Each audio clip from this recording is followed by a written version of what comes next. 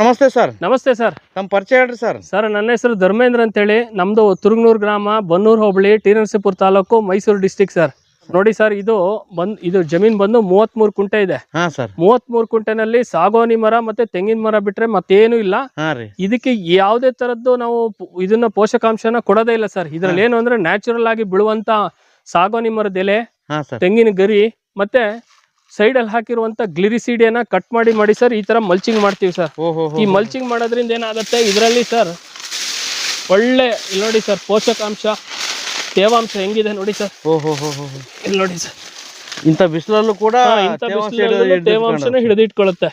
ಇದರಲ್ಲಿ ನಮ್ಮ ಬೆಳೆಗಳಿಗೆ ಏನ್ ಬೇಕು ಸರ್, ಸಮಗ್ರ ಪೋಷಕಾಂಶ ನಿರ್ವಹಣೆ ಮಾಡೋದಕ್ಕೆ ನೈಟ್ರೋಜನ್, ಫಾಸ್ಫರಸ್, ಪೊಟಾಶು, ಮೈಕ್ರೋನ್ಯೂಟ್ರೆಂಟ್ ಏನ್ ಕೆಮಿಕಲ್ ಫಾರ್ಮಿಂಗ್ ಅಲ್ಲಿ ಕೊಡ್ತೀವೋ ಅದಷ್ಟು ಸರ್ ಗೊಬ್ಬರದ ಗಿಡದಲ್ಲಿ ಇದೆ ಸರ್. ಕರಗಿ ಗೊಬ್ಬರ ಆಗುತ್ತೆ. ಗೊಬ್ಬರ ಆಗಿ ಭೂಮಿಗೆ, ತೆಂಗಿಗೆ ಅಥವಾ ಮರಗಳಿಗೆ ಏನೇನ್ ಬೇಕೋ ಅದು ನ್ಯಾಚುರಲ್ ಆಗಿ ಸಿಗೋದ್ರಿಂದ ಸರ್ ಇದ್ರ ಮುಂದೆ ಏನು ಇಲ್ಲ ಸರ್. ಗಿಡಗಳು ತುಂಬಾ ಹೆಲ್ತಿ ಆಗಿದೆ ಸರ್. ಮತ್ತೆ ಈಗ ಈ ವರ್ಷ ಅಂತೂ ನಮ್ಗೆ ಇದು ತೆಂಗಿನಲ್ಲೂ ಫಸಲು ಜಾಸ್ತಿ ಆಗಿದೆ ಸರ್. ಈಗ ಲಾಸ್ಟ್ ಒಂದು 2-3 ಇಯರ್ಸ್ ಅಲ್ಲಿ ಕಡಿಮೆ ಇತ್ತು ಸರ್. ಯಾವಾಗ ನಾವು ಈ ಗ್ಲಿರಿಸಿಡಿಯನ್ನ ಕಟ್ ಮಾಡಿ ಮಲ್ಚಿಂಗ್ ಮಾಡ್ಕೊಂಡು ಬಂದ್ವಿ ಸರ್, ಅವಾಗ ತುಂಬಾ ಜಾಸ್ತಿನೂ ಆಗಿದೆ ಸರ್ ಫಲ. ಇದಕ್ಕೆ ಇದೇ ಗೊಬ್ಬರ ಸರ್. ಈಗ ನಮ್ ಜಮೀನ್ ನೋಡಿದ್ರೆ ನಿಮ್ಗೆ ಗೊತ್ತಾಗುತ್ತೆ.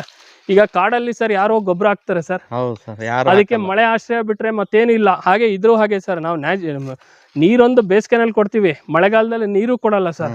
ಇದರಲ್ಲಿ ಬಿದ್ದಿರುವಂತ ಹ್ಯೂಮಸ್ ಇದೆಯಲ್ಲ ಸರ್, ಹ್ಯೂಮಸ್ಸೇ ಬಂದು ಆರ್ಗ್ಯಾನಿಕ್ ಕಾರ್ಬನ್ ಆಗಿದೆ ಸರ್. ಆರ್ಗ್ಯಾನಿಕ್ ಕಾರ್ಬನ್ ಒಂದು ಜಾಸ್ತಿ ಆಯ್ತು ಅಂತಂದ್ರೆ ಮತ್ತೆ ನಿಮ್ಗೆ ಯಾವ್ದೇ ಫಸಲಿಗೆ ಯಾವುದೇ ಗೊಬ್ಬರ ಕೊಡುವಂತ ಅವಶ್ಯಕತೆ ಇಲ್ಲ, ತೇವಾಂಶನೂ ಕಾಪಾಡುತ್ತೆ ಸರ್. ಈಗ ಉದಾಹರಣೆಗೆ ಸರ್, ಬೇರೆ ಜಮೀನಲ್ಲೆಲ್ಲ ಹೋದ್ರೆ ನೀವು ಒಂದು ಗಿಡ ಕೀಳ್ಬೇಕಾದ್ರೆ ತುಂಬಾ ಕಷ್ಟ ಆಗುತ್ತೆ. ಇಲ್ಲಿ ನೋಡಿ ಸರ್ ಎಷ್ಟು ಈಸಿಯಾಗಿ ಬರುತ್ತೆ, ಅಷ್ಟು ಮೃದು ಇದೆ. ಹೌದು, ಸೂಪರ್ ಸರ್.